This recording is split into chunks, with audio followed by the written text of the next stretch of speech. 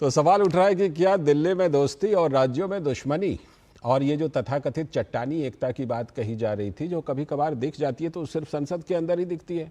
संसद में भी हालांकि इसमें कई बार ऐसा हुआ कि कई मुद्दों पर ये साथ नहीं आए।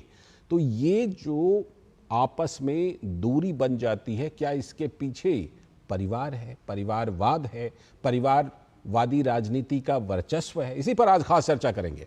हमारे साथ हमारे सलाहकार संपादक विनोद मिश्र जी हमारे साथ स्टूडियो में जुड़े हुए हैं। साथ में अनिल गुप्ता जी, भारतीय जनता पार्टी के प्रवक्ता। बहुत बहुत स्वागत अनिल गुप्ता जी इस खास बहस में, खास चर्चा में। सारिका सिंह जी, कांग्रेस की प्रवक्ता, बहुत बहुत स्वागत सारिका सिंह जी आपका भी इस चर्चा में। मैं चर्चा को विस्तार विनोद जी के जरिए देता हूं। विनोद जी, क्या इसे यही समझा जाए जिस तरह से कि सपा प्रमुख ने वहां पर अपना दावा ठोक दिया है महाराष्ट्र के लिए, और भी कई राज्यों में हमने देखा, अभी हमने अपडेट दिया हरियाणा का, कह दिया कि 90 के 90 सीटों पर हम लड़ेंगे। ये तमाम और भी कई राज्यों में ऐसा हो रहा है, बंगाल के में हमने देखा ही है। तो क्या ये जो दावा था कि हमारी चट्टानी एकता है, वो दावा कहीं से भी हकीकत से में वो दिखाई नहीं पड़ रहा? हकीकत से काफी परे ये दावा है विपक्षी गठबंधन का। लाल जी, जब हम अखबारों में और मीडिया में सुर्खियों में जब देखते हैं कि इंडिया ब्लॉक का नाम बड़े बड़े मोटे मोटे हेडिंग्स के साथ में, और उसके बाद जब हम देखते हैं कि इंडिया गठबंधन वर्सेस एनडीए का हम नाम देखते हैं, और उसके बाद जब आपकी रिपोर्ट देखते हैं तो लगता है कि ये सब कुछ हिपोक्रेसी है। हिपोक्रेसी मैं इसलिए ये शब्द इस्तेमाल कर रहा हूँ कि आप ये देखिए कि अभी संसद का मानसून सत्र का अभी अगला ये शुरू होने वाला है।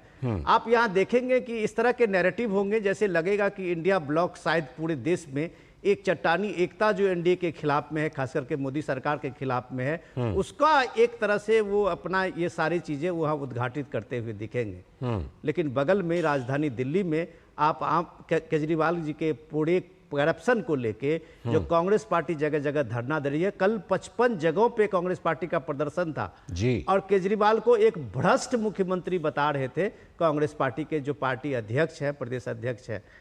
उधर आप देखिए कि कल ही भगवंत मान वहां पहुंचे हुए, हरियाणा पहुंचे हुए हैं, और पूरे हरियाणा विधानसभा में आम आदमी पार्टी को उतार के वो एक तरह से लॉन्चिंग था उनका, जो वो कह रहे थे कि हम पार्टी के जो चुनाव प्रचार है उसका लॉन्च करने आए हैं, और वो वहां कांग्रेस के अभियान में वहां उनको भ्रष्ट कह रहे हैं। तो आखिर ये सवाल तो उठेगा लोगों के मन में कि जब अखबारों में, मीडिया में ये जो मोटे मोटे अक्षरों में और बड़े हेडिंग्स में इंडिया ब्लॉक का नाम लिया जाता है, फिर ये इंडिया ब्लॉक जमीन पे राज्यों में ऐसे लड़ते हुए, जैसे आपने महाराष्ट्र का आप दिखाया कि आज सारे सपा के सांसदों का वहां सम्मान किया जा रहा है मुंबई में, और वो एक तरह से मैसेज दिया जा रहा है। अखिलेश जी कह रहे हैं कि हम अपना पीडीए को जैसे यूपी में कामयाब बनाया वैसे महाराष्ट्र के असेंबली में कामयाब बनाएंगे। तो फिर ये इंडिया गठबंधन है कहाँ? ये एक सवाल तो लोगों के मन में जरूर होगा। यही सवाल लेके सीधे सारिका सिंह जी के पास चलता हूं। सारिका सिंह जी, दिल्ली में 55 जगह पर कांग्रेस प्रदर्शन करती है,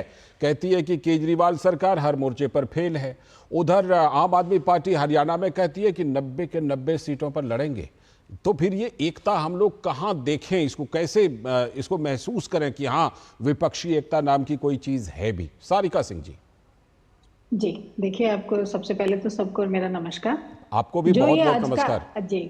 आज का जो ये विषय है आपका, निश्चित रूप से ये बहुत ही सेंसिटिव और इसके ऊपर डिबेट होने वाला ही विषय है। ये बात बिल्कुल सही है कि क्योंकि ये चीज देखिए, आपके कुछ स्टेट्स के अंदर जो अलायंस की पार्टीज हैं, इंडिया अलायंस की हम बात कर रहे हैं, तो इंडिया अलायंस की कुछ पार्टीज हैं वो कई स्टेट्स में आमने सामने लड़ रही हैं।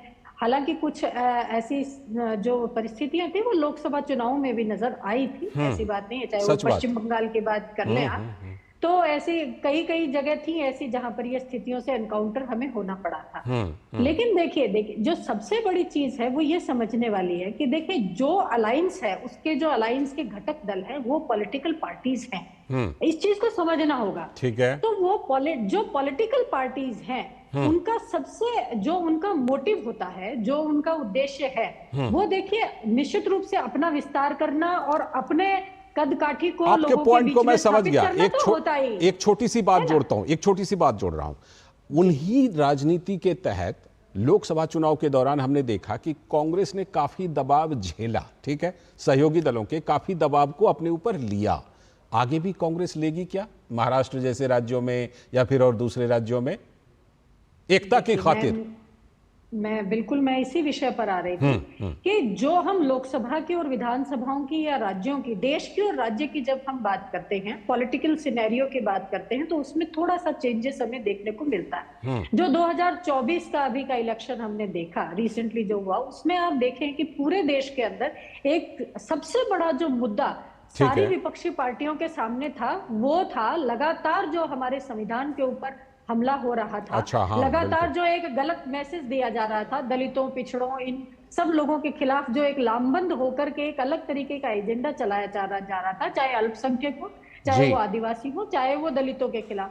तो उस परिस्थिति के अंदर ये सबसे ज्यादा जरूरी था कि इन ताकतों को रोका जाए। और उस प्लेटफॉर्म के ऊपर जहां कहीं जिन भी पार्टी को, चाहे वो कांग्रेस पार्टी रही हो, चाहे वो दूसरे घटक दल की पार्टियां रही हो, उनको अपने जो पर्सनल जो इश्यूज थे उनको दरकिनार करते हुए एक बड़े कैनवास पर उनको आना था, तो वो सारी पार्टियां आई। अब अगर हम विधानसभा चुनावों की अगर हम बात करते हैं, तो देखिए हर पार्टी का, चाहे वो अगर हम दिल्ली की बात करते हैं तो आम आदमी पार्टी वहां पर है, निश्चित रूप से कांग्रेस का जो है वहां पर जो राजनीतिक परिदृश्य है वो बिल्कुल अलग है।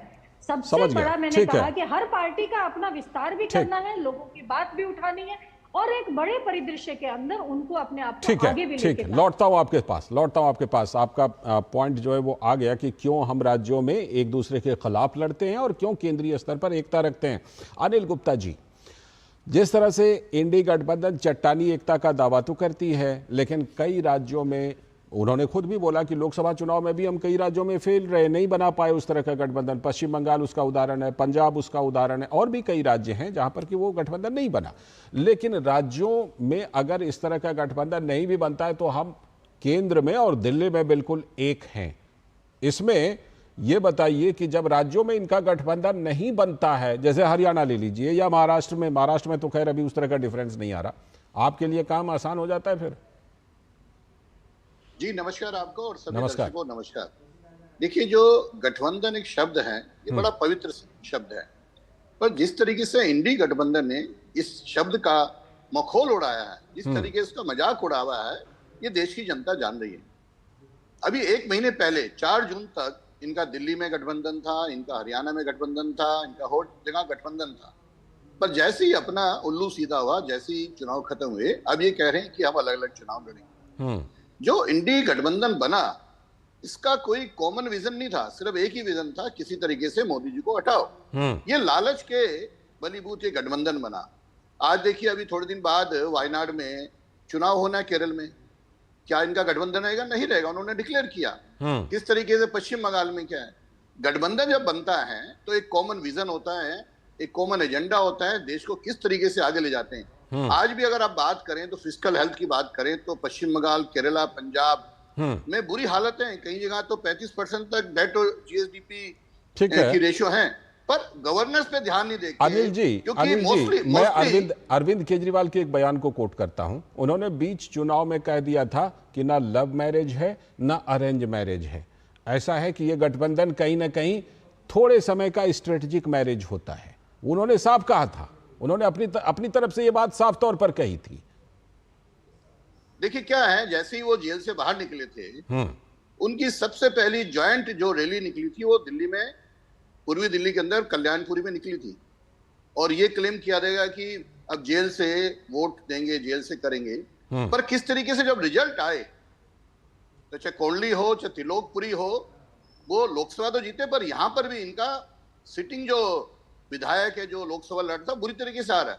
तो आप पब्लिक को बेवकूफ नहीं बना सकते। मैंने कहा, आप देश के लिए क्या विजन है आपका? इनका पंजाब में बात करें, पंजाब में वही आम आदमी मान सरकार वहां खेरा को अरेस्ट कर रही थी, इनके विधायकों को अरेस्ट कर रही थी। बिल्कुल, तो कई पूर्व मंत्रियों को अरेस्ट कर लिया। पूर्व मंत्री को करा। क्या देश के लिए कोई विजन है क्या? अब राज्यों की बात कर ले हम। ठीक है, अगर पंजाब में इस टाइम क्या बुरी हालत है, ठीक है, आपके इस सवाल को मैं आगे बढ़ाता हूं। पैसे नहीं है। आपके इस सवाल को आगे बढ़ाता हूं। विनोद जी, देश के लिए कोई विजन है क्या? सारिका जी ने जिक्र किया कि देखिए हमारा वो कॉमन ग्राउंड था, उस ग्राउंड पर हम इकट्ठा आए, लोकसभा चुनाव में काफी हद तक इकट्ठा आए, कई जगहों पर नहीं भी आ पाए। लेकिन सवाल यह है कि देश के लिए क्या विजन है, या फिर आपको ऐसा लगता है कि बाय एंड लार्ज आप देख लीजिए, तमिलनाडु से लेकर के यहाँ तक का आप डेवलपमेंट देख लीजिए, उत्तर प्रदेश तक का और महाराष्ट्र तक का, कहीं ना कहीं ये लगता है क्या कि जो ये ज़्यादातर क्षेत्रीय पार्टियां उसमें परिवार का वर्चस्व है और उस परिवार के वर्चस्व को बनाए रखना सबसे टॉप पर है, नंबर 1 पर वही है, बाकी चीजें उसके बाद आती हैं और फिर उसमें बाकी चीजों को जोड़ दिया जाता है। लेकिन सबसे पहला प्रमुख जो प्राथमिकता है, सबसे पहली वाली, वो यही है कि अपनी परिवार की राजनीति बिल्कुल एकदम जमी रहे, चलती रहे। लाल जी, मैं आपके ही रिपोर्ट से आता हूं, देश तो इनके लिए कोई इशू है ही नहीं। इशू जो है, जो सबसे आपने सवाल उठाया था अपनी रिपोर्ट में कि गठबंधन फर्स्ट या परिवार फर्स्ट, बिल्कुल।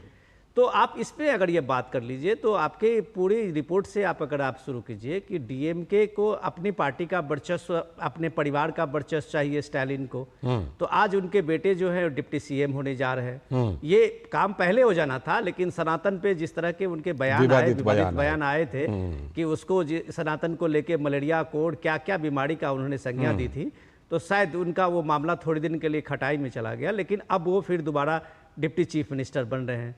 आप इधर कांग्रेस में देख लिए, कांग्रेस पार्टी के अभी परिवार के, गांधी परिवार के 3 सदस्य, अब जल्दी ही प्रियंका गांधी भी उसमें शामिल हो जाएंगी। उसी तरह सपा पार्टी का देख लीजिए कि समाजवादी पार्टी के एक ही परिवार से, अपने ही परिवार से अखिलेश के 7 लोग अभी संसद में भवन में शोभा बढ़ाएंगे और समाजवादी पार्टी के अस्तित्व की बात करेंगे। इसी तरह से आप आरजेडी को देख लीजिए, सारे अभी टीएमसी को देख लीजिए कि अभी ममता जी के पूरे का पार्टी का जो है पूरा सब कुछ अब अभिषेक बनर्जी ने संभाल लिया है। तो अब सवाल है कि इनके लिए इंडिया गठबंधन फिर है क्या? इनके लिए जब परिवार फर्स्ट है, जब परिवार को इनको अपना ये बनाना है, उसमें गठबंधन की कोई भूमिका और कोई अहमियत नहीं रह जाती है। अब अगर आम आदमी पार्टी को ये बात अच्छी तरह से पता है कि आम आदमी पार्टी को भी लगता है कि इन सारे राजनीतिक दल को के अपने अपने परिवार के वर्चस्व और अपने अपने परिवार के अस्तित्व की लड़ाई है, गठबंधन उनका दूसरा है, तो फिर आम आदमी पार्टी इस तरह के उसमें अपना क्यों रिस्क ले? ये सारी चीजें जो है सिर्फ एक परसेप्शन का है।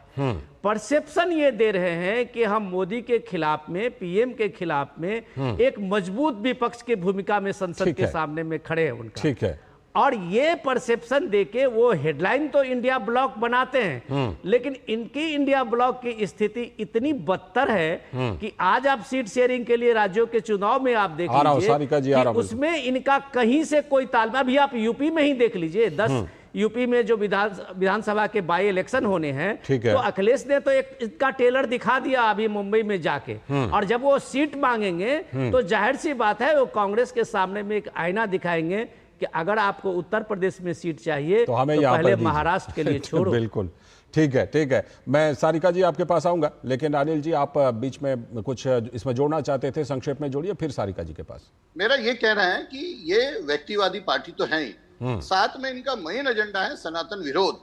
देखिए किस तरीके से बेशर्मी से इन्होंने पार्लियामेंट में, अखिलेश यादव ने क्या कहा फैजाबाद के सांसद के बारे में कि वो अयोध्या का राजा है, पूरा विश्व जानता है अयोध्या के राजा श्री राम है।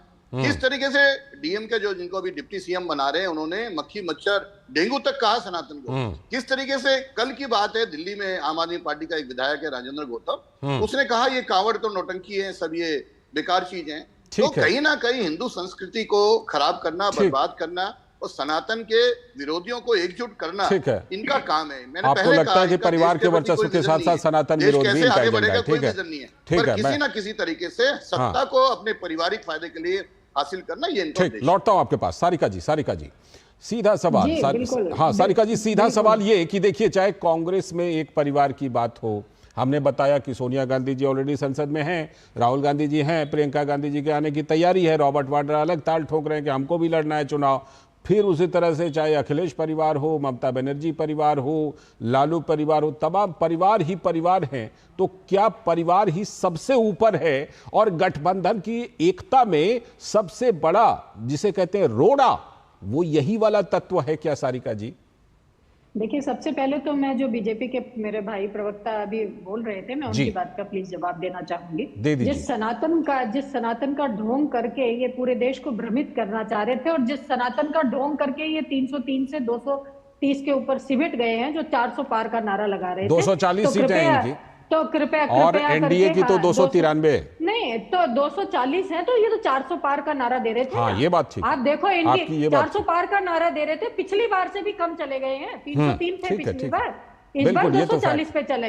अब बात हम करते हैं इनके सनातन की और अयोध्या के अंदर राम के अपमान की, तो देखिए आप व्यक्तियों की बात ना अनिल जी, आ करें, रहा हूं। आप जनता की बात करें ना। लोकतंत्र के अंदर जनता जो है वो सब समझती है, तो जनता ने इस बात का जवाब आपको ऑटोमेटिकली दे दिया है। अयोध्या के अंदर आप हार गए, प्रयागराज में आप हार गए, और आसपास की सारी सीटों पर ये हार चुके हैं। तो अगर ये जनता को कन्विंस करने में अगर कामयाब रहते और जनता ये मानती कि सनातन की ठेकेदारी सिर्फ और सिर्फ बीजेपी, ठीक है, आप परिवार के वर्चस्व पर आ जाइए। आप मेरी बात मेरे को पूरी करने दीजिए। हाँ कीजिए ना, उस पर मैं उनसे रिएक्शन लूंगा। नहीं, पहले इनकी बात का रिएक्शन, मुझे कंप्लीट बात मेरी करने दीजिए। ठीक है, कि जो ये कह रहे थे, दूसरी बात ये कह रहे हैं, तो आप ये देखिए अभी जो उपचुनाव हुए हैं, अभी 4 जून को तो चुनाव हुए थे, उपचुनाव में भी बद्रीनाथ को ले लीजिए, वहां भी ये हार गए हैं, जहां पर खासकर 97% हिंदू वोटर्स हैं। तो क्या वो सनातन को, वो सीट तो पहले आप ही के पास थी, कांग्रेस के पास ही तो वो सीट थी पहले। आप चुनाव की बात करिए, हाँ, आज ठीक है, चुनाव हुए हैं ना, मत पड़ा, ठीक मतों के हाँ हाँ ठीक है, ये बात सही। फिर जो ढोंग ये जिस तरीके का रट रहे हैं, लगा रहे हैं, जनता तो इसको समझ रही है। ठीक है, दूसरी बात आप अगर करते हैं परिवारवाद की, हाँ। या दूसरी बात करते हैं आप सरकार में आने की, तो देखिए सबसे पहले तो मैं ये कहती हूँ कि आप इनको देखिए, जय शाह जी के पास में कौन सी डिग्री है, वो बीसीसीआई तो में वो कौन सी राजनीति में है, आप बताइए ना। नहीं, बीसीसीआई में किस हद पे बैठे हैं, क्या वो क्रिकेट खेले हैं कभी? आप देखिए कि जो राजनीति के अंदर जो परिवार है या जो लोग हैं, डॉक्टर का बेटा डॉक्टर है, वकील का बेटा वकील है, नेता चाहे राजीव शुक्ल हो या और तमाम तरह के नेता, वो बीसीसीआई में रहे हैं। मेरी बात कंप्लीट करने दीजिए कि अगर एक राजनीतिक परिवार से आने वाला व्यक्ति और लोकतंत्र के अंदर सीट ले, अगर उसको टिकट मिल रही है, वो जनता के बीच जा रहा है और जनता उसको चुन करके भेज रही है, इसका मतलब आप जनता का अपमान कर रहे हैं।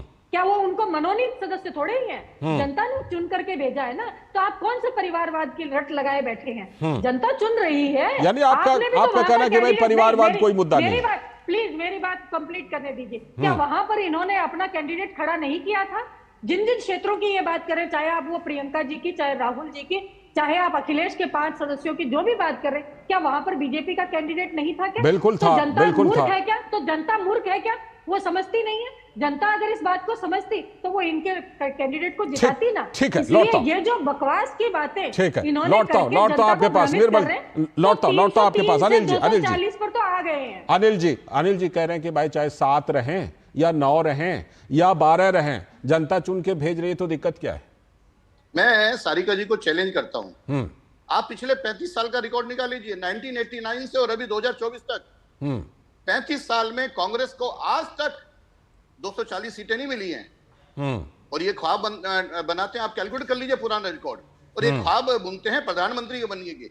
35 साल का रिकॉर्ड है, ठीक है। और ये बीजेपी बात करते हैं, जब बीजेपी को पूरी मेजोरिटी मिली है, एनडीए को मेजोरिटी मिली है। अरे आपने पिछले 10 साल की बात कर रहे हैं, क्योंकि आप जो मुद्दे लगाते हैं वो कभी सनातन का लगाते हैं, कभी परिवार को जोड़ते हैं, कभी ऐसे लोगों से गठबंधन करते हैं। ठीक है, आप परिवारवाद को बिल्कुल, आप परिवारवाद को नहीं मान रही, कह रही है कि जनता चुन रही है, तो ठीक है, चलिए। लेकिन एक बात है कि गठबंधन में कहीं ना कहीं ऐसा लग रहा है। हाँ, जल्दी से एक लाइन जोड़ दीजिए, जल्दी से एक लाइन। सारिका जी का जस्ट मैंने बहुत बढ़िया सुना, और सारिका जी ने काफी बढ़िया अपना, मैं असरदार कह सकता हूं कि उन्होंने अपने पॉइंट को रखा है। बिल्कुल।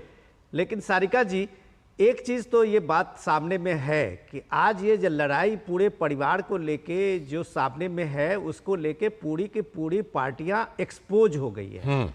आप दलील इसलिए दे रही हैं, या जो भी एक कंपनी के रूप में परिवार बना है, आप एक मिनट सुन लीजिए, आपका हमने 2 मिनट सुना है, धैर्य से सुना है, और सिर्फ हम लोग आपके जल्दी रखिए, क्योंकि फिर अगली स्टोरी पर थोड़ा सा इस बात का ये धैर्य रखिए। नेशन फर्स्ट जब हम कहते हैं, तो नेशन फर्स्ट का मतलब नहीं होता है कि अखिलेश यादव के परिवार के 7 लोग चुन के संसद में बैठे हैं और उससे वो नेशन बनता है। परिवारवाद को जस्टिफाई नहीं किया जा सकता है। तब आप ये नहीं होता है कि आरजेडी में लालू यादव के परिवार में सिर्फ एक उनके बेटे ही जनता क्या करेगी जब उन्हीं को आप प्रमोट करेंगे, लोगों में उनको और कोई रिप्रेजेंटेटिव नहीं मिलता है। नेशन फर्स्ट तब होता है जब आप स्टालिन का देख लीजिए या ममता बनर्जी को देख लीजिए। छोटा सा काउंटर मुझे सारिका जी का लेना करने की राजनीति है, जिसको आप जी छोटा सा काउंटर कीजिएगा, क्योंकि ध्यान आकर्षित करना है लोगों को। ठीक है, मैं पॉइंट टू पॉइंट इन्हीं की बात कहूंगी। ये नेशन फर्स्ट की बात कर रहे हैं, तो मैं प्लीज इनसे ये कहना चाहूंगी कि इस देश का प्रधानमंत्री अगर सार्वजनिक मंच से ये कहता है कि मुसलमान आपका मंगलसूत्र ले जाएगा, वो आपकी जगह ले नहीं जाएगा, वो एक अलग बहस है, वो एक अलग बहस है, वो एक अलग बहस है। मुद्दों को लेकर के आप जिस समय कहते हैं कि आरक्षण खत्म हो जाएगा, संविधान खत्म हो जाएगा, तो वो तो फिर नैरेटिव चलाने की बात होती है। चलिए फिलहाल इस चर्चा को यहीं पर रोकनी पड़ेगी, फिलहाल यहीं पर रोकनी पड़ेगी। बहुत बहुत शुक्रिया सारिका सिंह जी जुड़ने के लिए, साथ में अनिल गुप्ता जी जुड़ने के लिए, और विनोद जी आपका भी जुड़ने के लिए बहुत बहुत शुक्रिया। और अब हम एक और बड़ी खबर की